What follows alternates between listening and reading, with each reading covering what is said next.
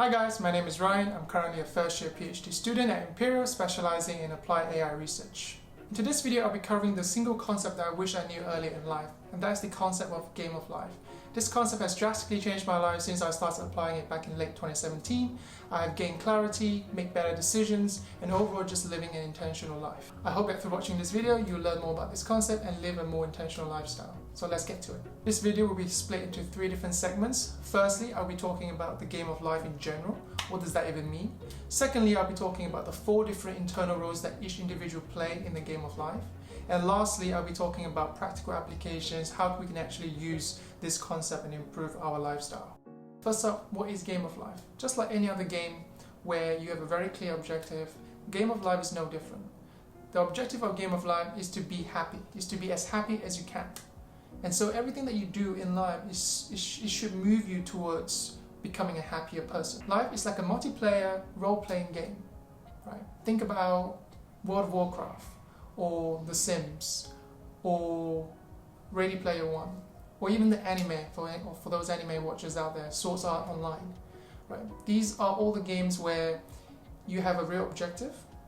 It's trying to imitate the real life scenario, and there are millions, if not infinite number of paths to get and achieve the same thing. There are 2 things that makes the game of life very special. Firstly, let's talk about the objective here. Happiness is not a single point that you reach. It's something that you need to constantly put efforts and energy to maintain. And so having said that, this is a never-ending game that you play until the day you die. But the second thing is that the beauty of the game of life is you need to figure out what makes you happy first before you can even start playing the game of life. And in real life, that's what we call self-awareness. Now we're going to talk about the 4 internal roles that each one of us play in the game of life. We have the captain, the navigator, the executioner, and the shipwright. First one, the captain. The captain essentially has 2 main responsibilities. The first one being setting the vision, right? What makes you happy? How do you want to live your life? What's the kind of person you're proud of? These are the kind of questions that the captain needs to answer for the whole ship crew. By the way, the whole ship crew is yourself. These are all internal roles within yourself. Right? The second thing the captain is responsible for is determining the life principles. How do you want to get things done, right? Are you the kind of person where it doesn't matter if I'm going to step over someone and achieve that thing as long as I achieve that thing? Or are you someone that help other people while achieving your goals? Those are the life principles that governs how you're going to achieve your vision. Second role, the navigator. The navigator essentially has 2 main roles. The first one being, okay, now that the captain has set the vision, as well as all the different areas that governs that vision, the navigator is responsible for coming up with a strategy, okay, assessing where we are now and where we want to be, and come up with a solid plan that brings us from point A to point B. That is one of the responsibilities of a navigator. Second responsibility of a navigator is to constantly, or frequently should I say, check whether we are on the right path. Okay, so now that we've come up with a strategy, are we on the right track? Are we on the right path for doing that, for achieving what we want to achieve? Those are essentially the 2 roles of the navigator. The third role is basically the executioner. Right, okay, the navigator has devised a strategy. It is the role of the executioner to execute that strategy. So this is the role that you should be in most of the time, basically getting things done. The executioner is also responsible for delivering back different feedback to the navigator on how the plan works, how the plan is working out at the moment, right?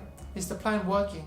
Because the executioner is the one that is actually getting their hands dirty and actually working through different projects or doing the day-to-day actions.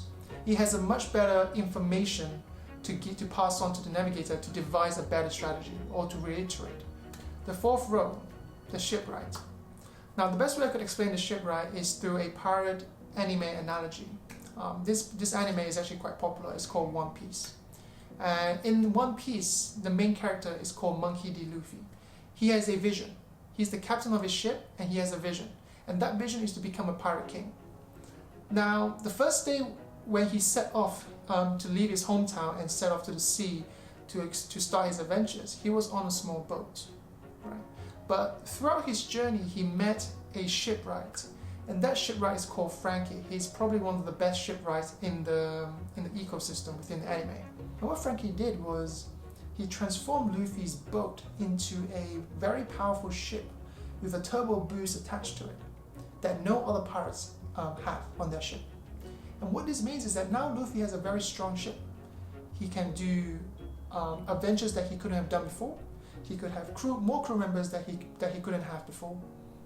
And so what Shipwright does in real life is coming up with a very strong systems that allows the executioner, the navigator, and the captain to better do his job. In terms of how I came up with these 4 internal roles, I've learned this from Ray Dalio's his book Principle, or Ali Abdal's and his brother's analogy on the plane, the pilot, and the engineer. In fact, I added the shipwright character in, or the shipwright role in, because of the engineer, because I really like that. Now that you know the objective of Game of Life as well as the 4 different roles that you play in it, you can use this concept to really gain self-awareness. You can actively play the captain role and ask yourself questions such as, what makes me happy and how do I want to achieve this level of happiness? Once you have determined that, you can then move on to becoming a navigator, strategizing different plans that allows you to move closer towards that objectives. And then once you've devised a plan, it is now time to become an executioner, which is probably 80% of the time, where you would just be getting things done and executing the plan, and you go back and forth between executioner and navigator and really iterate that process. In terms of being a navigator and executioner, this is where daily tracking and reflections comes in.